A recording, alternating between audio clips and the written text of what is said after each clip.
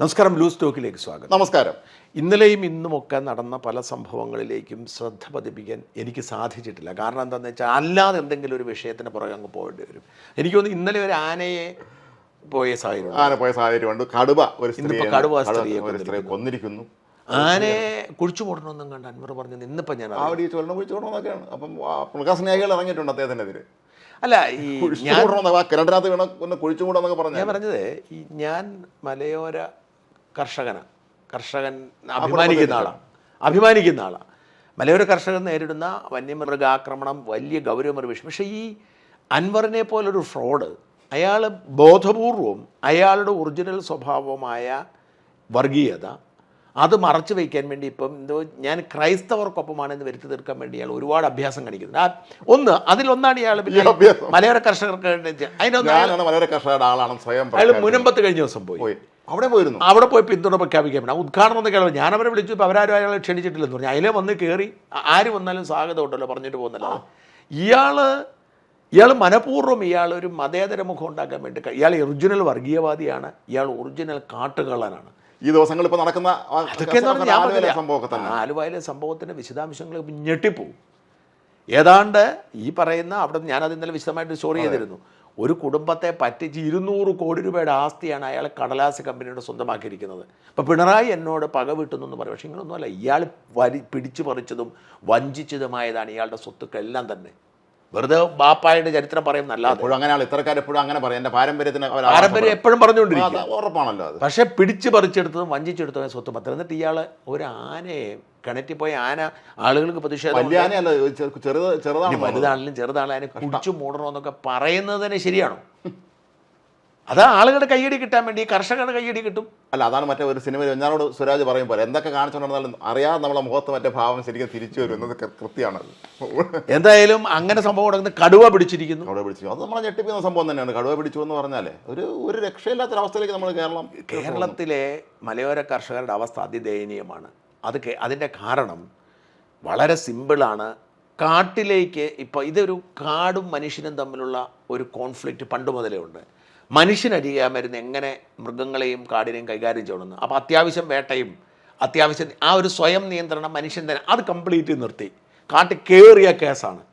അപ്പം ഈ main annual കോൺഫ്ലിക്റ്റിലെ ഒരു ഏരിയ നിന്നുപോയി.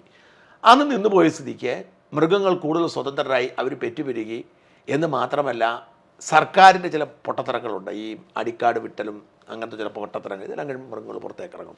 അത് നിയന്ത്രിക്കുക എന്നുള്ളത് നിർബന്ധമായും ഒന്നുകിൽ സർക്കാർ കാട്ടിൽ നിന്ന് ഒരിക്കലും വെളിയിലേക്ക് ഇറങ്ങാത്തൊരു കൂറ്റൻ മതിലുകൾ പണിയണം. അത് സർക്കാരിന് കാശുണ്ടെന്ന്. നമ്മുടെ ട്രംപ് മെക്സിക്കോയിൽ മതിൽ വയ്ക്കാൻ പോകുന്ന മതിൽ പണിയണം. അതിന് സർക്കാരിൻ്റെ കാശുണ്ടോ? ഇല്ലെങ്കിൽ കാട്ടുപന്നിയെങ്കിലും നിയന്ത്രിക്കാനുള്ള അനുവാദം. ഞങ്ങൾ നിർഭയമായിട്ട് എൻ്റെ വീട്ടിൽ ഞാൻ കാട്ടുപന്നിയെ ജീവിക്കാൻ പറ്റാത്ത അവസ്ഥയാണ്. കാട്ടുപന്നി രാത്രിയാവും. ഇത് എന്തൊരു പാച്ചിലാണ് ഇതിന്റെ സ്പീഡ് തന്നെ. പാച്ചിൽ അപകടം പോട്ടെ. എന്തെങ്കിലും മണ്ണിളകി ഇരുന്നാൽ അന്ന് വന്ന് അതിനടിച്ച്. തിരുവനന്തപുരം നഗരത്തിൽ, അതായത് നിങ്ങൾ ഓർക്കണം, തമ്പാനൂർ ബസ് സ്റ്റാൻഡിൽ നിന്ന് 11 കിലോമീറ്റർ ഉള്ളൂ എൻ്റെ തിരുവനന്തപുരത്തെ കൃഷി സ്ഥലത്തേക്ക്. അവിടെ പന്നി വരും. പിന്നെ ബാക്കി നെടുമങ്ങാട് വിടും. 11 കിലോമീറ്റർ ഉള്ളൂ ഞാൻ കൃഷി ചെയ്യുന്ന അവിടെ എൻ്റെ കപ്പ വന്ന് പന്നി കൊണ്ടുപോകും. കുറച്ചാളുമ്പോൾ വെള്ളനാട് ഒരു കരടി ഒന്നില്ലേ? അല്ല, അതാണ് എവിടെ നിന്നൊക്കെ ഇറങ്ങി വരാൻ ഒരു പിടിയും കിട്ടുന്നില്ല. ഇത് അതിൻ്റെ ഇടയിലാണല്ലോ നമ്മുടെ 2 വളരെ സങ്കടകരമായ കാര്യം. ഒന്ന്, ഒരു പ്രണയ കൊല കഠിനംകുളത്തെ പ്രണയക്കൊല. അതിൻ്റെ അതിക്രൂരമാണ്. കാരണം ഇത്തരത്തിലുള്ള ഒരാൾ ഇൻസ്റ്റാഗ്രാമിൽ കൂടെ നിരന്തരം പരിചയപ്പെടുകയും ഭർത്താവ് വിലക്കേറ്റ് പോലെ ആ സ്ത്രീ ഇയാളെ ഇഷ്ടപ്പെട്ടിരുന്നു എന്നുള്ളതാണ്. അവൻ നിരന്തരം വന്നിരുന്നു എന്നാണ് അവിടെ. ഇതൊരു കഷ്ടമാണ് ഇത്തരം അവസ്ഥകൾക്ക്. ഈ പെൺകുട്ടികൾ യാഥാർത്ഥ്യ ബോധമില്ലാതെ പെരുമാറുന്നത് നമ്മൾ തോന്നി. ഇതിൻ്റെ യഥാർത്ഥത്തിലുള്ള കാരണം എന്താണെന്ന് വെച്ചാൽ, നമ്മുടെ മഹാഭൂരിപക്ഷം വരുന്ന ജനങ്ങൾക്കും സ്വയമായി ചിന്തിക്കാനോ സ്വന്തമായി ഡിസിഷൻ എടുക്കാനോ മെറിറ്റും ഡീമെറിറ്റും തിരിച്ചറിയാനോ ഒന്നും അറിയത്തില്ല. അവർ ഈ സോഷ്യൽ മീഡിയയുടെ ലോകത്ത് ജീവിക്കുന്നത്. പണ്ട് പൈങ്കിളി വാരികയും സിനിമയും മാത്രമായിരുന്നു. അത് സോഷ്യൽ മീഡിയയുടെ യുഗത്തിലേക്കായി, സ്മാർട്ട് ഫോണായി, എല്ലാവരും കാണുന്നു. അവരുടെ ഈ ഒപ്രസ്ഡായിട്ടുള്ള ഒരു ഫീലിങ്സ് ഉണ്ട്. അവർ സ്വപ്നം കാണുന്നത് ഈ സീരിയലിലും സിനിമയിലും കാണുന്ന ജീവിതമാണ്. അതവർക്ക് ലഭിക്കുന്നില്ല. അപ്പോൾ അവർ കരുതുന്നത് എന്താണെന്ന് വെച്ചാൽ, ഞങ്ങൾക്കൊഴികെ എല്ലാവർക്കും സീരിയലിലെ പോലെ ജീവിതം അല്ലെങ്കിൽ സിനിമയിലെ പോലെ ജീവിതം എനിക്ക് ഇല്ല എന്ന് കരുതി ഇവർ ഈ പറയുന്ന ഈ സീരിയൽ അഭിനയവും മറ്റെന്താണ് ഈ റീൽസ് ഷൂട്ട് പരിപാടിയൊക്കെ കാണുമ്പോൾ ഇതിൽ കെണിയുമായി വരുന്ന ആളുകളുണ്ട്. ഞാൻ പറഞ്ഞല്ലോ അവൻ്റെ പേര് ഞാൻ പറഞ്ഞത് മലപ്പുറത്ത് തിരൂരുകാരനത്തിനെ കുറിച്ച് ഒരു കഴിഞ്ഞ ദിവസം നമ്മൾ വാർത്ത കഴിഞ്ഞ കൊടുത്തില്ല. ദിവസം ഞാൻ കൈകാര്യം ചെയ്ത വിഷയമുണ്ട്. ആ വിഷയത്തിൽ 250 പെണ്ണുങ്ങളെയാണ് അവൻ വീഴ്ത്തി, പെൺപിള്ളേർ. അയാളെ വീട്ടുകാർ ഇവിടെ ഫോൺ ചെയ്തിരുന്നു. അവൻ പറഞ്ഞു എന്നാ പറഞ്ഞ ശരിയല്ല, നിരപരാധിയാണെന്നൊക്കെ പറഞ്ഞു. നിരപരാധിയാണ്. 250 അവൻ്റെ അമ്മയാണ് കൂടെ നിൽക്കുന്നത്, അവൻ്റെ ഉമ്മയാണ് കൂടെ വിളിച്ച് വിരട്ടുന്നതൊക്കെ ഈ സ്ത്രീയാണ്. അമ്മയാണ് ഉരുട്ടുന്നത്. ആ ഉമ്മയുടെ ശബ്ദം എൻ്റെ കയ്യിലുണ്ട്. 250 സ്ത്രീകളെയാണ് ഇവൻ വശീകരിച്ച് വഴിതെറ്റിച്ചിരിക്കുന്നത്. ഇവരെല്ലാം എന്നെ പറ്റുന്നതെന്ന് വെച്ചാൽ, ഈ സ്ത്രീകൾക്കൊക്കെ പറ്റുന്നത്, ഭൂരിപക്ഷം പേർക്കും പറ്റുന്നത് എന്താണെന്ന് വെച്ചാൽ, അല്പം സൗഹൃദമായി ഇവർ കെയറിങ്, ഈ അസ്വസ്ഥതപ്പെടുന്ന, അതായത് കുടുംബജീവിതം തൃപ്തിയല്ലാത്ത അല്ലെങ്കിൽ പിരിഞ്ഞു നിൽക്കുന്ന പെൺപിള്ളേർക്കൊക്കെ ഉള്ള ഒരു പ്രശ്നം എന്താണെന്ന് വെച്ചാൽ, ഇവർക്ക് കെയറിങ് ഭയങ്കര വീണു പോകും. ഇവന്മാരെല്ലാം കെയറിങ്ങുമായിട്ട് ചെല്ലും, കെയറിസ്റ്റുകളാണ് അവർ. അങ്ങനെ ഈ കെയറിങ് കിട്ടിക്കഴിയുമ്പോഴത്തേക്കും ഇവരെന്ത് ചെയ്യും, ഇഷ്ടമായി കഴിയുമ്പം ഒരു ആത്മവിശ്വാസം വന്നിട്ട് ഈ വാട്സാപ്പിലൂടെയും ഇൻ്റർനെറ്റിലൂടെയും തുണി പറിച്ച് കാണിക്കും. ഇതാണ് ഈ സംഭവം. ചിലപ്പോൾ നേരിട്ട് വരെയും ചെയ്യും. അല്ല, അത് അടുത്ത ഘട്ടം. ഈ തുണി പറിക്കൽ പ്രക്രിയ ഇവന്മാർ റെക്കോർഡ് ചെയ്ത് നോക്കും. അപ്പോൾ ഇവർ നോക്കുമ്പോൾ ഞാൻ ഭയങ്കരമായിട്ട് ഇഷ്ടപ്പെടുന്ന ഒരുത്തനാണല്ലോ, അവൻ ചതിക്കത്തില്ല എന്ന് പറഞ്ഞ് ഇവർ തുണി പറിക്കും. ഈ തുണി പറിച്ച് സംഭാഷണം നടത്തും. ഈ വീഡിയോ ദൃശ്യം ഇവന്മാർ റെക്കോർഡ് ചെയ്യും. ശരിക്കും പറഞ്ഞാൽ റെക്കോർഡ് ചെയ്യുന്ന അവർക്ക് കാണാൻ പോലും പറ്റും, പക്ഷേ ഇവരറിയത്തില്ല. സ്വാഭാവികമാണ്, അല്ല റെക്കോർഡ് പറ്റില്ലല്ലോ. ഈ കെണിയിൽ പെട്ടിട്ടാണ് പിന്നെ വീഴുന്നത്. കാരണം ഇത് വെളിയിൽ വിടും എന്ന് പറയുന്നതോടെ ഇവർ ഈ ഭർത്താവുമായിട്ട് ഭിന്നതയുണ്ടാവും, പിള്ളേർ മാറാൻ ആഗ്രഹിക്കുന്നുണ്ടാവില്ല. ഈ ഒരു അന്തരീക്ഷത്തിൽ ഇവരിതിനെ ചൂഷണം ചെയ്യുന്ന ആൾ, അതിലാ മറ്റേ 250ഓളം പേരാണ്. ഞാൻ അതിലെ ചില വിക്ടിംസോട് സംസാരിച്ചു. ഭൂരിപക്ഷം പേർക്കും വെളിയിൽ വരാൻ പേടിയാണ്. കാരണം എന്താ, തുണി പറിച്ചിട്ടുണ്ടോ. ഈ തുണി പറിക്കൽ എന്ന് പറയുന്നതാണ് ഏറ്റവും വലിയൊരു പ്രശ്നം. അല്ല, മാത്രമല്ല ഈ നേരത്തെ നമ്മളെ കെയറിംഗ് എന്ന് പറഞ്ഞതുപോലെ ഈ പരിചയപ്പെട്ട ഒരു അടുപ്പമൊക്കെ ആകുമ്പോണ്ടല്ലേ ഈ പാവപ്പെട്ട പെൺകുട്ടികളെല്ലാം അവരുടെ ജീവിതത്തിലെ പ്രശ്നങ്ങളല്ല യുവമായിട്ട് പറയും. അവിടെ ഇവൻ പരിഹാരം നിർദ്ദേശിച്ചോടാണ്. പിന്നെ സ്നേഹം. ഇവൻ ഈ നമ്മുടെ മലപ്പുറത്തെ ചെറുക്കൻ, ഇവൻ്റെ പരിപാടി എന്ന് വെച്ചാൽ എല്ലാ ദിവസം രാവിലെ 9 മണിക്കും ഉച്ചയ്ക്ക് 3 മണിക്കും ഇവൻ ലൈവ് നടത്തും. ഈ ലൈവിൻ്റെ അകത്ത് ഇവൻ പറയുന്നത് ഇവൻ്റെ ഈ കുടുംബജീവിതത്തിലെ പ്രശ്നങ്ങൾ എങ്ങനെ പരിഹരിക്കണം, ഭർത്താവുമായി ഭിന്നതയുണ്ടായാൽ എന്താണ് കുഴപ്പം, ഉപദേഷ്ടാവാണ് അവന്. അപ്പോൾ ഇത് കണ്ടിട്ട് ഇത് കാണാൻ സ്ഥിരം വരുന്ന പെണ്ണുങ്ങളെ ഇവൻ നോട്ട് ചെയ്ത് വെക്കും, ഹലോ എന്ന് വെക്കും. എന്നിട്ട് ഇവരോട് ചാറ്റ് ചെയ്യും. എന്നിട്ട് നേരിട്ട് ഉപദേശം തുടങ്ങും. എന്നിട്ട് ഇവൻ പറയും, ഞാനും ഇങ്ങനൊരു അവസ്ഥയിലാണ്, ഇങ്ങനെ പറയുന്നതെന്നുള്ളൂ, നമുക്ക് ഒരുമിക്കുക എന്ന് പറയും. അപ്പം ഇതിൻ്റെ അകത്ത് വീണുപോയ ഒരു വനിതാ ഡോക്ടറാണ് എന്നെ കോണ്ടാക്ട് ചെയ്തത്. വനിതാ ഡോക്ടർ. അപ്പോൾ ഈ വനിതാ ഡോക്ടർ വാസ്തവത്തിൽ അവർ മാത്രം ഈ സെക്സ് കെണിയിൽ വീണില്ല. അവർക്ക് ചില ജീവിത പ്രതിസന്ധികളുള്ള ആളാണ്. അപ്പോൾ അവരിങ്ങനെ ഒറ്റപ്പെട്ട അവസ്ഥ നിൽക്കുമ്പോഴാണ് ഇവൻ്റെ ഈ ഉപദേശവും സ്നേഹവും കണ്ടപ്പോൾ ഇവന് ബഹുമാനം തോന്നി. അപ്പോൾ അവരോർത്തുന്ന പിന്നെ കല്യാണം കഴിക്കാൻ കഴിഞ്ഞാലോ എന്നോർത്ത് ഇവനെ അറിയില്ലല്ലോ. അപ്പോൾ അവനങ്ങനെയുള്ള പറയുന്നത് ഉപദേശം. അങ്ങനെ അവർ തമ്മിൽ സൗഹൃദമായി കഴിഞ്ഞപ്പോൾ അവർ ഡോക്ടറായത് കാരണം പ്രത്യേകം ശ്രദ്ധിച്ചു. വീക്ഷിച്ചപ്പോഴാണ് ഒരുപാട് താരങ്ങൾ, ഒരുപാട് കമൻറ്റ് വരുന്നു, അവരോട് ഇവർ അമിതമായ സ്വാതന്ത്ര്യത്തിൽ പെരുമാറുന്നു. അപ്പം ഇവനുമായിട്ട് സ്ഥിരമായി ലൈവിന് വരുന്ന സ്ത്രീകളെ ലിസ്റ്റ് ചെയ്തിട്ട് അവരുമായിട്ട് ഈ ഡോക്ടർ കോണ്ടാക്ട് ചെയ്തു.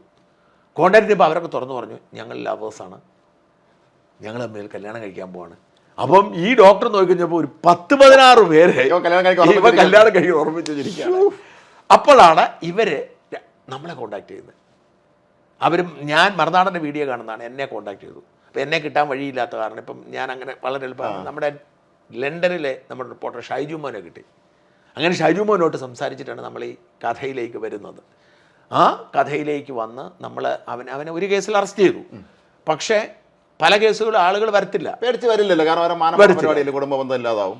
അപ്പം ഇത്തരത്തിലുള്ള അപ്പം അതൊരു വശം. അതേസമയം നമ്മൾ ഇങ്ങനത്തെ സ്ത്രീ ഇപ്പോൾ ആലോചിച്ച് നോക്കി, ഈ പൂജാരി ക്ഷേത്രത്തിൽ പോകുമ്പോൾ ഈ പറയുന്ന സൈക്കോ ഇവിടെ വരുന്നു, അവരൊരുമിച്ച് ഒരു മുറി കഴിയുന്നു, എന്നാലോചിക്കുക. എന്നിട്ട് എവിടെയാണ് പ്രശ്നം ഉണ്ടാകുന്നത്? നിന്റെ ഭർത്താവിനെ ഉപേക്ഷിച്ചിട്ട് വരണമെന്ന് പറഞ്ഞപ്പോഴാണ്. സാധാരണ ഇവന്മാർ ബുദ്ധിമാന്മാർ ഇവന്മാർ അങ്ങനെ ചെയ്യത്തില്ല. ഇവന്മാർ കാരണം ചൂഷണം ചെയ്തിട്ട് പോകത്തേ ഉള്ളൂ. ഇവൻ സൈക്കോ ആയതുകൊണ്ടും ഇവനൊരു പെണ്ണിൻ്റെ ആവശ്യം ഉണ്ടായിരുന്നുകൊണ്ടുമാണ് ഇവൻ അങ്ങനെ പറഞ്ഞത്. അങ്ങനെ വന്നപ്പോഴാണ് ഇവർ തമ്മിൽ ഭിന്നതയാവുന്നതും പ്രശ്നം ഉണ്ടാവുന്നതും മരിക്കുന്നതും കൊല്ലുന്നതും. അപ്പം ഞാൻ പറഞ്ഞത് സ്ത്രീകൾ ഈ കെണി തിരിച്ചറിഞ്ഞാൽ അവർക്ക്. നമ്മുടെ നാട്ടിലെ സ്ത്രീകൾ പലരും പത്രം വായിക്കുകയോ വാർത്തകൾ കാണുകയോ ചെയ്യുന്നില്ല എന്ന് സത്യം പലപ്പോഴും തോന്നാറുണ്ട്. ചെയ്തിരുന്നെങ്കിൽ ഇത്തരം കെണികൾ അവർ പെടില്ല. നമ്മൾ നിരന്തരം കൊടുക്കുന്ന വാർത്തകളൊക്കെ ഇത് തന്നെയല്ലേ ഇപ്പോൾ ഈയിടെയായിട്ട്. അതിലതിന് ഏറ്റവും അറിയപ്പെടുന്ന അഭിഭാഷകനായ ശാസ്തമംഗലം അജിത്തിന് 1.5 കോടി രൂപ പോയി, നഷ്ടപ്പെട്ടു. സൈബർ കുറ്റവാളികൾ കൊണ്ടുപോയി. പിന്നെയോ നമ്മുടെ മെത്രാൻ വലിയ അദ്ദേഹം എന്ത് ഇപ്പം അങ്ങേര് ക്രിസ്ത്യാനിയാന്ന് പറയുന്നുണ്ട്, പക്ഷെ അങ്ങേരുടെ പ്രസംഗം ഞാൻ കഴിഞ്ഞ ദിവസം കേട്ടു. ലോകത്തൊരു മതമേ ഉള്ളൂ സത്യമായി, അത് ഇസ്ലാം മതമാണ്. ലോകത്തെല്ലായിടത്തും ഇസ്ലാമിൻ്റെ കരുണയാണ് എന്നും പറഞ്ഞ് അദ്ദേഹം പ്രസംഗിക്കുന്നത് ഞാൻ കേട്ടു. അദ്ദേഹം ഒരു ക്രൈസ്തവ മെത്രാനാണല്ലോ. ആ വലിയ അറിവും ആ പാണ്ഡിത്യവും ഒക്കെയുള്ള മനുഷ്യനാണ്, അധികാരം ത്യജിച്ച ആളാണ്. പക്ഷെ അദ്ദേഹത്തിന് അറസ്റ്റ് ചെയ്യിപ്പിച്ചത് മാത്രമല്ല, ഡിജിറ്റൽ അറസ്റ്റ് ചെയ്യിപ്പിച്ചത് മാത്രമല്ല, ജഡ്ജി വന്ന് പെണീറ്റ് നിന്നത്. അതാണ് അതിൻ്റെ ഏറ്റവും വലിയ ശരി. അവിടെ വാട്സാപ്പിലൂടെ ജഡ്ജി വന്നു കോടതി. അപ്പോൾ എണീറ്റ് നിൽക്കാൻ പറഞ്ഞത് ഏതാണ് ഒരു ഒരു ഒരു മെത്രാനാന്ന് ഓർക്കണം. കേരള ഹൈക്കോടതി ജഡ്ജിയായിരുന്ന ഒരാൾ കഴിഞ്ഞ ആഴ്ച കൊച്ചിയിൽ നഷ്ടപ്പെട്ടു പോയി. ജഡ്ജിയായിരുന്ന ആളുടെ പൈസ എന്ന് പറയുമ്പോൾ ഹൈക്കോടതി ജഡ്ജിയായിരുന്ന നിരന്തരം മനുഷ്യൻ കബളിപ്പിക്കപ്പെടുക, വാർത്തകൾ വരുന്നൊന്നും ആർക്കും വിഷയമില്ല. എനിക്ക് അതിൻ്റെ അകത്ത് തന്നെ എന്നെ സങ്കടപ്പെടുത്തിയതും അത്ഭുതപ്പെടുത്തിയതും മറ്റൊരു വാർത്ത, ഈ മുട്ടടയിൽ ആത്മഹത്യയാണ്. അച്ഛനും അമ്മയും ആ മകൻ്റെ ചരമം. അപ്പോൾ ആ മനുഷ്യൻ, ഞാൻ പറഞ്ഞത് നമ്മൾ അതിനെ അനുകൂലിക്കുന്നില്ല. തലസ്ഥാന വാർത്തയെന്ന് ഞാൻ കണ്ടിട്ടുണ്ട്. ആളെ കണ്ടിട്ടില്ല, കണ്ടിട്ട് ഒരു ഓർമ്മയില്ല. ആളെ കണ്ടിട്ടില്ല, തലസ്ഥാന വാർത്ത എന്നുള്ള സാധനം ഞാൻ കണ്ടിട്ടുണ്ട്. അപ്പോൾ ആ മനുഷ്യൻ്റെ ആ ഒരു ഡെഡിക്കേഷൻ, ആ അമ്മയുടെ അപ്പൻ്റെ ഡെഡിക്കേഷൻ, ഞാൻ പറഞ്ഞത് ആത്മഹത്യയെ പ്രോത്സാഹിപ്പിക്കുകയല്ല. പക്ഷെ എങ്കിലും മകൻ മരിച്ചു പോയപ്പോൾ അവരൊറ്റപ്പെട്ടിട്ട് അതെല്ലാം കൃത്യമായിട്ട് മകൻ്റെ പേരിൽ ട്രസ്റ്റ് ഉണ്ടാക്കി അത് എഴുതി വെച്ചിട്ട് പോകുന്ന ആ ഒരു അസാധാരണമായ എല്ലാവരും കൃത്യമായിട്ട് ഏൽപ്പിച്ചിട്ട് കാര്യങ്ങൾ. ശരിക്കും ഞാൻ ഇന്നൊരു വീഡിയോയ്ക്കകത്ത് ഇക്കാര്യം പറഞ്ഞിരുന്നു. മക്കൾ പലപ്പോഴും മനസ്സിലാക്കണം, അപ്പനും അമ്മയും സ്നേഹം പ്രകടിപ്പിക്കുന്നില്ലെങ്കിലും, അല്ലെങ്കിൽ പലപ്പോഴും അപ്പനും അമ്മയ്ക്കും പറ്റുന്ന പ്രശ്നം ഒന്ന്, അവർക്ക് വേണ്ട പോലെ സ്നേഹം പ്രകടിപ്പിക്കാൻ പറ്റാറില്ല. കാരണം അവർ തിരക്കായിരിക്കും. അത് എന്നോട് കഴിഞ്ഞ ദിവസം ഒരു പെൺകുട്ടിയായിട്ട് ഞാൻ സംസാരിച്ചപ്പം, ഒരു വനിതാ മാധ്യമ പ്രവർത്തകരോട് ഞാൻ സംസാരിച്ചപ്പോൾ അവരെന്നോട് വളരെ സങ്കടത്തോടു കൂടി അമ്മ മരിച്ചുപോയ കഥ പറഞ്ഞപ്പം അച്ഛനൊന്ന് കെട്ടിപ്പിടിച്ചിട്ട് പോലും ഇല്ല എന്ന് പറഞ്ഞു. അതിനർത്ഥം അച്ഛന് ഇഷ്ടമില്ലാത്തതുകൊണ്ടാവില്ല. അച്ഛൻ ജീവിതത്തിൽ അച്ഛന് തിരക്കുകൾ കാണും, അച്ഛന് ഉത്തരവാദിത്തങ്ങൾ കാണും. അച്ഛനാകുന്നത് ഒരുപക്ഷെ അകലം പാലിക്കുന്നുണ്ടെന്നുള്ള വിശ്വാസമായിരിക്കും അച്ഛനുള്ളത്. അല്ലെ, അച്ഛന്മാർ ഒരിക്കലും അവർ മനസ്സിലാക്കില്ല. എല്ലാം നമ്മൾ അമ്മമാരെ നമ്മളെല്ലാവർക്കും പറയും. അച്ഛൻ എന്ന് പറഞ്ഞ ഒരുത്തം കിടന്ന് ഓടുന്നത് അപൂർവം പേര് നമ്മൾ ഫേസ്ബുക്കിലൊക്കെ നോക്കുമ്പോൾ തന്നെ ചിലരൊക്കെ അപൂർവം അവർ അച്ഛനെ കുറിച്ച് നല്ല വാക്ക് പറയും, അച്ഛൻ ചെയ്ത നല്ല കാര്യങ്ങളെ കുറിച്ചൊക്കെ ഓർക്കുകയും ചെയ്യും. പലരും അമ്മയെക്കുറിച്ച് മാത്രമേ പറയാൻ നമ്മൾ കാണാറുള്ളൂ. അല്ല, അതിൻ്റെ ഒരു കാര്യം നമുക്ക് ഫീൽ ചെയ്യുന്നില്ല. അച്ഛൻ തിരക്കിലായിരിക്കും. അതെ, അച്ഛൻ ഭയങ്കര തിരക്കിലായിരിക്കും. ഇപ്പം ഞാൻ തന്നെ ആലോചിക്കേണ്ട, ഇപ്പം എൻ്റെ ഈ നല്ല പ്രായം മുഴുവൻ ഞാൻ തിരക്കിലായിരുന്നു. ഇച്ചിരി കഴിയുമ്പോൾ മക്കളെ നോക്കുമ്പോൾ നമ്മൾ എന്തായാലും നമ്മുടെ പണമൊന്നും പിള്ളേർക്ക് വേണ്ടായിരിക്കും, നമ്മളുണ്ടാക്കിയതൊന്നും അവർക്ക് വേണ്ടായിരിക്കും. അങ്ങനെ വരുമ്പോൾ അവർ നോക്കുമ്പോൾ അച്ഛൻ രാവിലെ മുതൽ യുദ്ധം ചെയ്യുന്നത് നമുക്കെന്നാ പ്രശ്നം, നമുക്കെന്നാ ഗുണമെന്നായിരിക്കും അവർ ചിന്തിക്കുന്നത്. അല്ല, എൻ്റെ മോള് കുട്ടിയായിരുന്നപ്പോൾ എൻ്റെ ഭാര്യ ചോദിച്ചത് അച്ഛന് പണ്ട് വേറെ ജോലിയൊന്നും കിട്ടിയിട്ടില്ലായിരുന്നു, ഒന്നും ചെയ്യാൻ പറ്റുന്നില്ല. മറ്റു കൂട്ടുകാരൊക്കെ എവിടെയെങ്കിലും പോയാൽ അച്ഛന്മാർക്ക് ഒരിക്കലും സമയം കിട്ടില്ല. എവിടെയെങ്കിലും പോകാമെന്ന് വിചാരിക്കുമ്പോഴായിരിക്കും വലിയ സംഭവം വരുന്നത്. നമ്മുടെ വിഷയത്തിലേക്ക് നമ്മൾ ഇതുവരെ കടന്നില്ല. നമ്മുടെ വിഷയം ഇന്നത്തെ പത്രങ്ങളാണ്.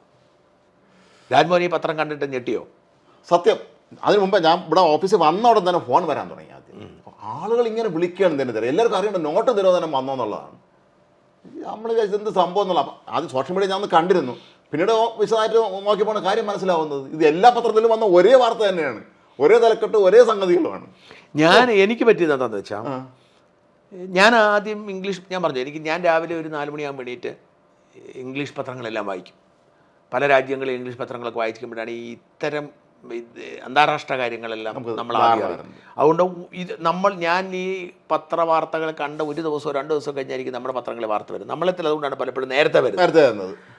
അപ്പം ഞാൻ പത്രവായനെല്ലാം പൂർത്തിയാക്കിയിട്ട് ഓഫീസിൽ വന്നിട്ട് കേരളത്തിലെ പത്രങ്ങളെടുത്ത് ഞാൻ ആദ്യം എടുത്ത് വായിക്കുന്നത് കേരളകൗമുദിയാണ്. കേരളകൗമുദിയുടെ മുകളിലെ 8 കോളത്തിൽ ഒരു വലിയ ഫോട്ടോ. ആ ഫോട്ടോ എന്ന് പറയുന്നത് കടലിൻ്റെ അടിയിൽ ഒരുപാട് ആൾക്കാർ നിൽക്കുന്നൊരു ഫോട്ടോയാണ്.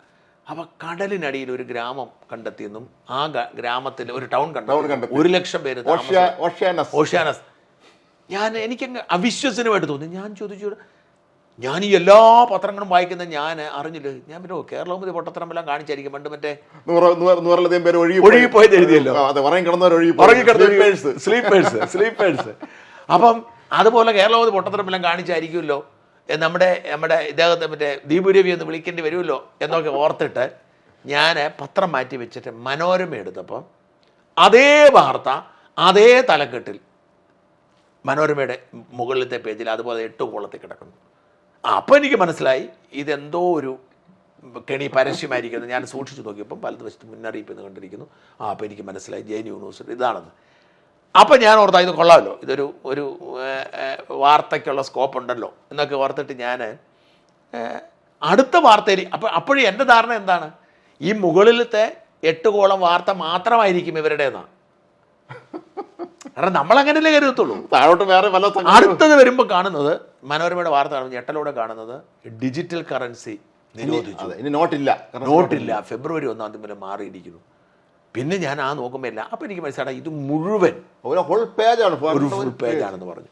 പിന്നെ എടുത്ത് നോക്കുമ്പോൾ ഞെട്ടിച്ചത് മാതൃഭൂമിയാണ്. ഈ മനോരമ പക്ഷേ ബുദ്ധിപരമായിട്ടൊരു കാര്യം കൂടി, അവിടെ ഡേറ്റിൽ അവർ 2050 ഡേറ്റ് ഇട്ടു. മാതൃഭൂമി അതും ചെയ്തില്ല.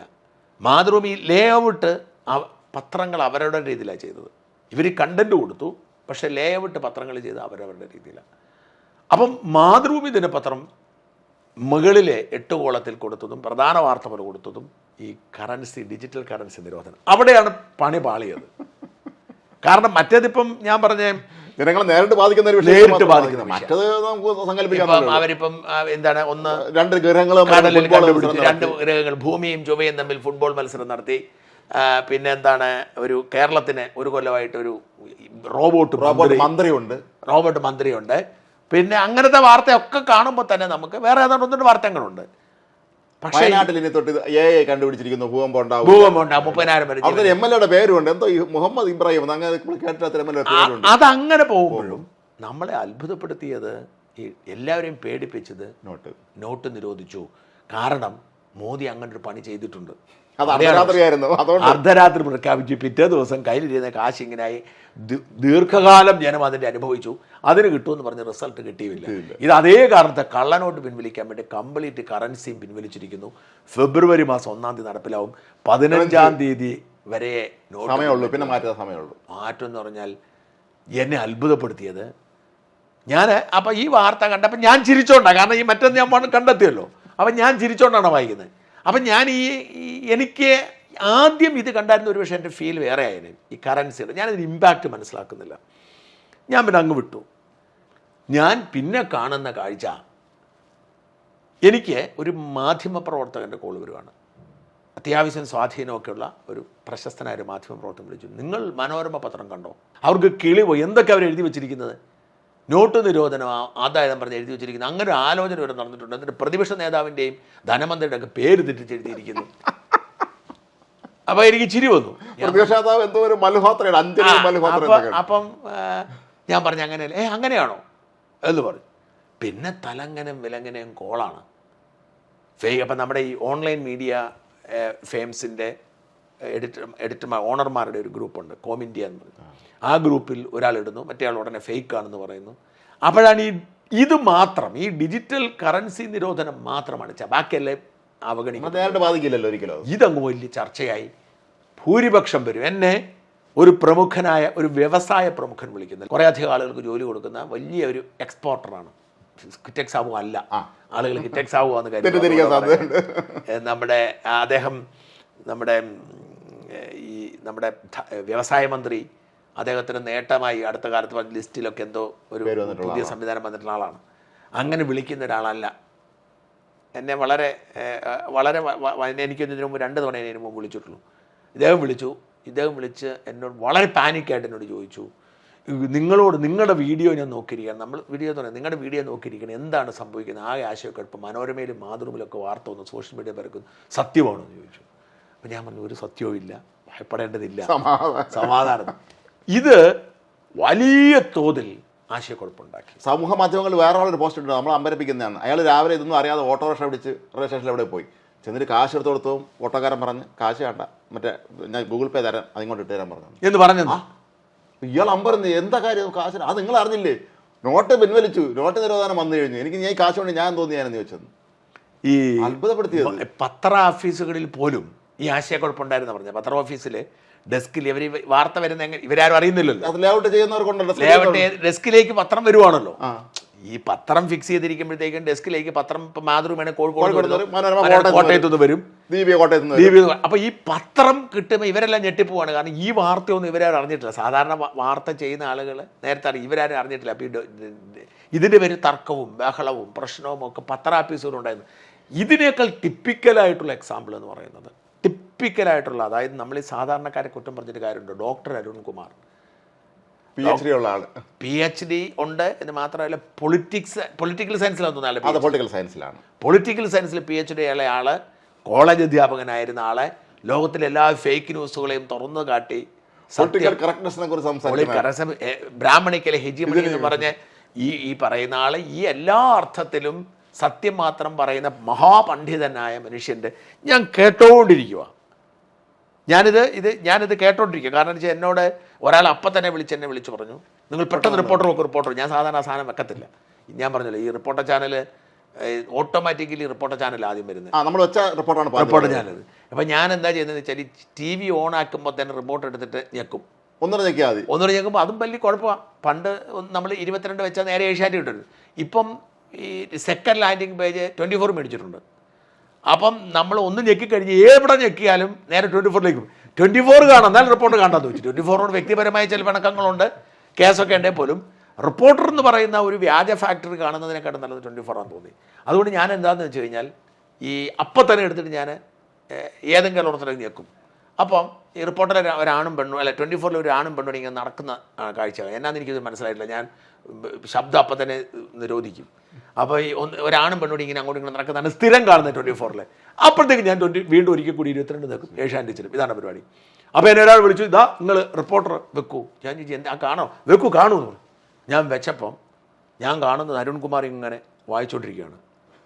അങ്ങനെ ആരാധീനനായി ഡിജിറ്റൽ ഈ വായനയെല്ലാം കഴിഞ്ഞ് ഈ അരുൺകുമാറിനെ അയാളിപ്പോൾ പിന്നീട് പറയുന്നത്, അയാൾ കുറേ ഘട്ടത്തിന് ശേഷം ഒരാൾ കമൻറ്റ് ചോദിക്കുന്നുണ്ട്, ഇത് ഫേക്ക് അല്ലേ ചോദിച്ചാൽ, ഫേക്കാണ്, ഇത് നടക്കാൻ പോകുന്ന കാര്യമില്ല, ഇതൊക്കെ ചുമ്മാ പരസ്യമല്ലേ എന്ന് പറയുന്നത്. യഥാർത്ഥത്തിൽ അങ്ങനെ ഒരു തോന്നലൊക്കെയുണ്ടെങ്കിൽ അയാൾ ഈ വാർത്ത വായിക്കുമ്പോൾ തന്നെ ഏഷ്യാനെറ്റിലെ സുരേഷ് കുമാർ അങ്ങനെ ചെയ്തു.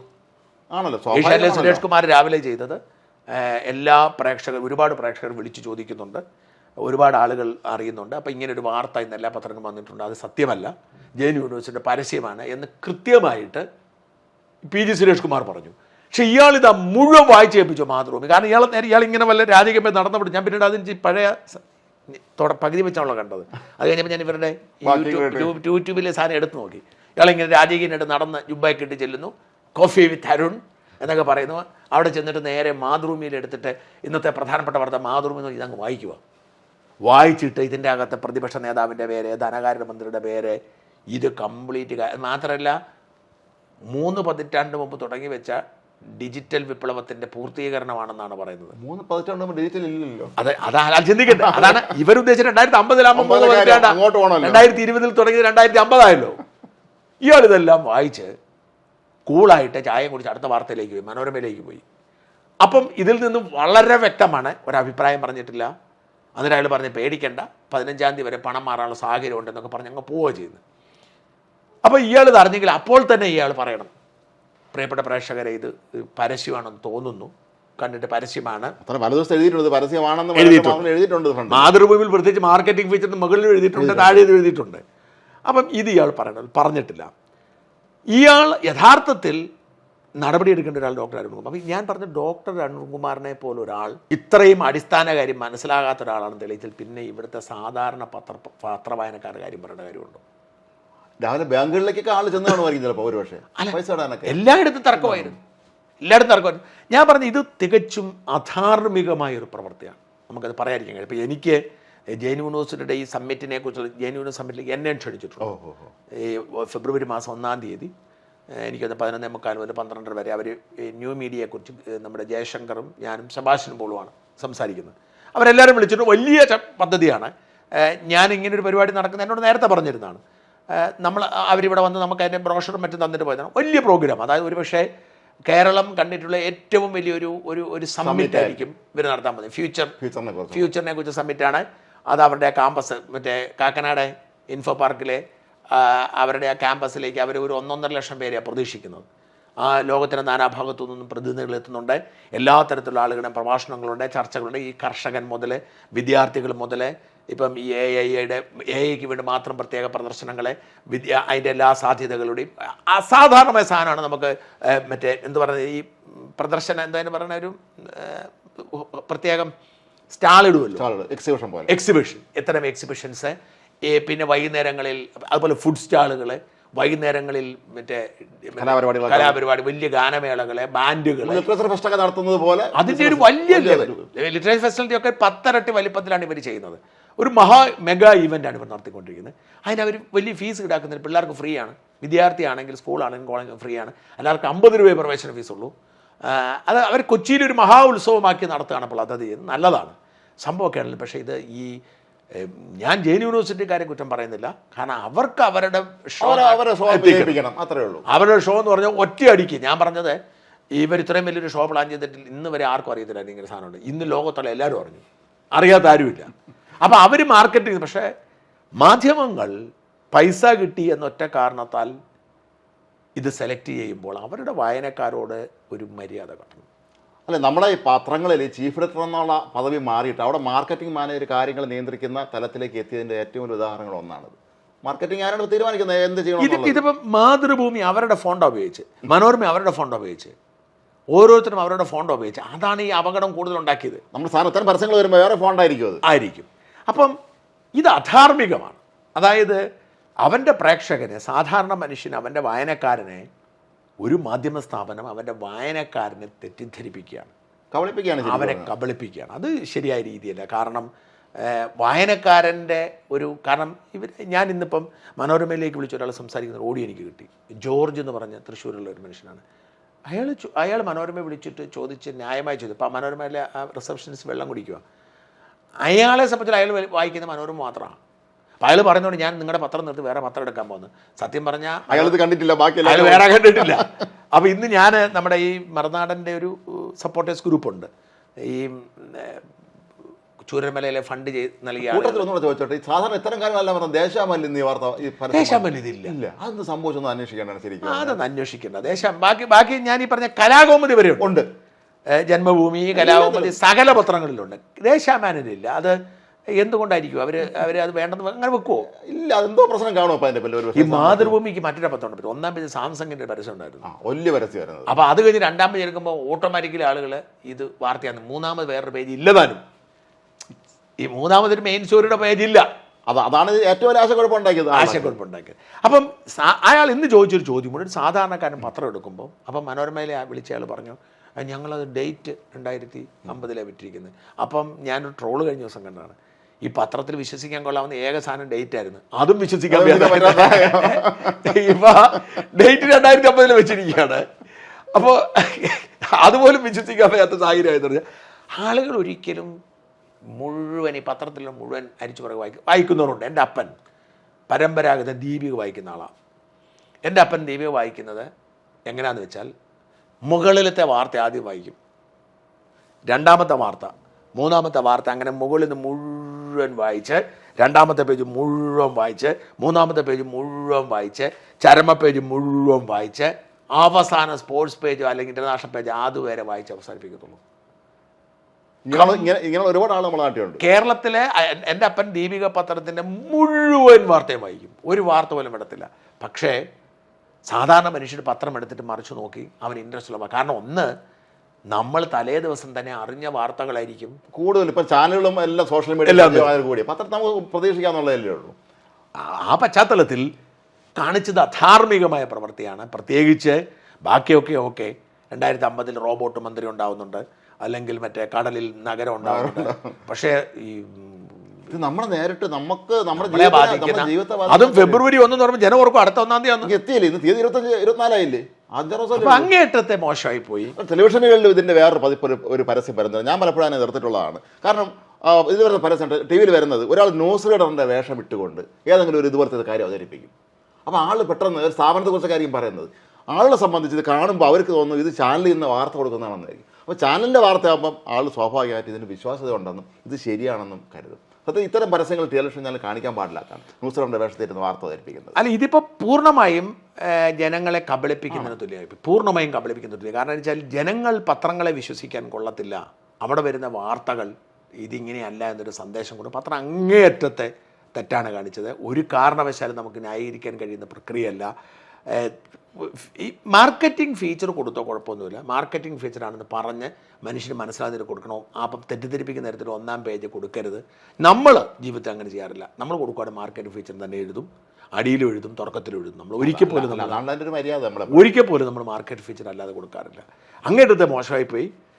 കേരളത്തിലെ പത്രങ്ങൾ പണത്തിന് വേണ്ടി അവരെന്തും ചെയ്യും, അവരുടെ വായനക്കാരെ വഞ്ചിക്കുമെന്നതിൻ്റെ തെളിവായി മാറി. ഗാന്ധിജി മരിച്ച വാർത്ത ഇന്ത്യയിലെ ഒരു പ്രമുഖ ദിനപത്രം അകത്തെ പേജ് കൊടുത്തു കേട്ടു. ഹിന്ദു ആണ് ഫ്രണ്ട് പേജിൽ പരസ്യം. അതുകൊണ്ടല്ല, ഹിന്ദു കൊടുക്കാറില്ല, ഇപ്പോഴാണ് മാറിയത്. EMS മരിച്ച പോലും അവർ ചെറിയൊരു കോളം വാർത്ത കൊടുത്തുള്ളൂ. ആ ഹിന്ദുവിൻ്റെ ഒരു പണ്ട് പോലെ ട്രഡീഷണൽ രീതിയായിരുന്നു തോന്നുന്നു. പക്ഷെ ഞാൻ പറഞ്ഞത് ഇത് ജനത്തെ കബളിപ്പിക്കുവാണ് ചെയ്തത്. ജനത്തെ കബളിപ്പിക്കുന്നത്, ജനത്തെ എന്തോ ഓരോ ആളുകൾ പാനിക്കായി. ഇപ്പോഴും ഇത് സത്യമാണെന്ന് വിശ്വസിക്കുന്ന മനുഷ്യരുണ്ട്. കാരണം ഇപ്പോഴും ഇവർ മനസ്സിലാക്കാതെ പോകുന്നത് എന്താ വെച്ചാൽ ഈ സോഷ്യൽ മീഡിയയ്ക്ക് വിശ്വാസ്യതയില്ല. ഈ പ്രിൻ്റഡ് പത്രം ജനം വായിക്കുന്നത് വാർത്ത സ്ഥിരീകരിക്കാനാണ്. കാരണം അതിനൊരു ഡെഡ് ലൈനും ഒരു ഡബിൾ ചെക്കിങ് സിസ്റ്റമൊക്കെ ഉണ്ട്. അപ്പം ആ പത്രങ്ങൾ ആ വിശ്വാസ്യത കാത്തു സൂക്ഷിക്കേണ്ടതിന് അങ്ങേയറ്റത്തെ മോശം. ഞാൻ നമ്മുടെ ജോർജ് പുളിക്കനോട് കയറി സംസാരിക്കുകയായിരുന്നു രാവിലെ ഇത് വാർത്ത കാണാൻ ശേഷം. അപ്പോൾ അദ്ദേഹം പറയായിരുന്നു, കാമ്പശ്ശേരി കർണാണ്ടല്ലോ ജനകീയ പത്രാധിപരായിരുന്നു, നമ്മൾ പ്രമുഖനായ അദ്ദേഹം പലപ്പോഴും പറയുമായിരുന്നു, ഈ ഇത്തരം വാർത്തകൾ ജനങ്ങളെ പേടിപ്പിക്കുന്ന രീതിയിലുള്ള വാർത്ത കൊടുക്കരുത്, തമാശയുള്ള വാർത്ത വേണമെങ്കിൽ കൊടുക്കാം. അപ്പോൾ അദ്ദേഹം തന്നെ ഒരു ഉദാഹരണം പറഞ്ഞിട്ടുണ്ടായിരുന്നു.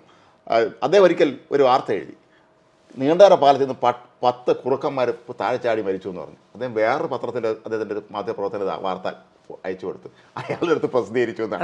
അതൊരു തമാശയാണ്, അതല്ല ഞാൻ ഇത് മനുഷ്യൻ ഞെട്ടിപ്പിക്കുന്ന കാര്യമല്ലേ ഇത്. ബ്രിട്ടീഷ് മലയാളി തുടങ്ങിയ കാലത്ത് ഏപ്രിൽ ഫൂളില് ഞാനൊരു വാർത്ത ചെയ്തു. ആ വാർത്ത ചെയ്യാൻ കാരണം എന്താണെന്ന് വെച്ച് കഴിഞ്ഞാൽ അവിടെ ഞങ്ങളുടെ KD ഷാജിമോൻ എന്ന് പറഞ്ഞ മാഞ്ചസ്റ്ററിലുള്ള ഒരു വലിയ കട്ട സഖാവുണ്ട്. ഇന്നാണിപ്പം ഈ CPM വലിയ ശാഖയൊക്കെ ഉള്ളത്, അന്ന് അതൊന്നുമില്ല. അപ്പം സഖാക്കൾ എന്നൊക്കെ പറഞ്ഞാൽ തന്നെ ഒരു തമാശയാണ്. കോട്ടയംകാരനാണ്, ആർപ്പൂക്കരക്കാരനാണ്. ഈ ഷാജിമോൻ ഞങ്ങൾ ലിബിയയിൽ ഒക്കെ വർക്ക് ചെയ്ത ആളാണ്. അപ്പം ഷാജിമോൻ ഭയങ്കര കമ്മ്യൂണിസ്റ്റുകാരനാണ്. അപ്പം ഞാൻ KD ഷാജിമോന് ലോട്ടറി അടിച്ചു, യൂറോ മില്യൻ ലോട്ടറി അടിച്ചു. എന്നിട്ട് ഈ പണം മുഴുവൻ ഷാജിമോൻ പാർട്ടിക്ക് കൊടുത്തു എന്നൊരു വാർത്ത. എന്നിട്ട് വാർത്തയുടെ അടിയിൽ എഴുതി വെച്ചു, ഏപ്രിൽ ഫൂൾ പ്രമാണിച്ച് എഴുതിയിരിക്കുന്ന വാർത്ത. ഷാജിമോൻ ഇരിക്കപ്പുറത്തിയുണ്ടോ, എന്തൊരു വൃത്തികേടാണ് കാണിച്ചതെന്ന് ചോദിച്ചു. ഷാജിമോൻ ആളുകൾ വിളിക്കാന്ന് പറഞ്ഞു ആ സമയത്ത്. അതൊക്കെ ഒരു തമാശയാണ്. പക്ഷെ ഇത് ജനത്തെ പാനിക്കാക്കുന്നത്. അപ്പം അങ്ങേറ്റത്തെ മോശമായി പോയി എന്നല്ല നമുക്കൊന്നും പറയാൻ പറ്റില്ല. അതുപോലെ സൺ ദിനപത്രം ഒരിക്കലും യേശുക്രിസ്തു ജനിച്ചതിനെ കുറിച്ചൊരു വാർത്ത, ഏപ്രിൽ ഫൂളിനാണ്. അപ്പം യേശുക്രിസ്തു ഇപ്പോൾ ജനിച്ചാൽ എങ്ങനെയാണ് ഈ വാർത്ത വരുന്നതെന്നുള്ള അടിയെക്കുറിച്ച് അതൊക്കെ തെറ്റാണ്, അതൊന്നും ശരിയല്ല. പക്ഷേ ഇത് തെറ്റാണ്, അങ്ങേറ്റത്തെ മോശമാണ്. ഒരു കാരണവശാലും പണത്തിൻ്റെ പേരിൽ പ്രേക്ഷകരെ കബളിപ്പിക്കരുത്. ഒരു കാര്യം കൂടി പറഞ്ഞ് അവസാനിപ്പിക്കാം. 2050 എങ്ങനെ പത്രമായിരിക്കുന്നതാണല്ലോ ഇവരുടെ സങ്കല്പം. 2050 പത്രം കാണുമോ? സ്വാഭാവികമായ ഒരു ചോദ്യമാണ്. ഇപ്പൊ തന്നെ കോവിഡ് കഴിഞ്ഞോട് തന്നെ പത്രത്തിന്റെ കാര്യം ഘട്ടത്തിലാണ്. ജയിൽ യൂണിവേഴ്സിറ്റിക്കാരടക്കമുള്ളവർ ചിന്തിക്കേണ്ട ഒരു കാര്യമാണ്. 2050 ഈ അച്ചടിപ്പത്രം ഒന്നും ഉണ്ടാവാനുള്ള സാധ്യതയില്ല. നന്ദി, നമസ്കാരം.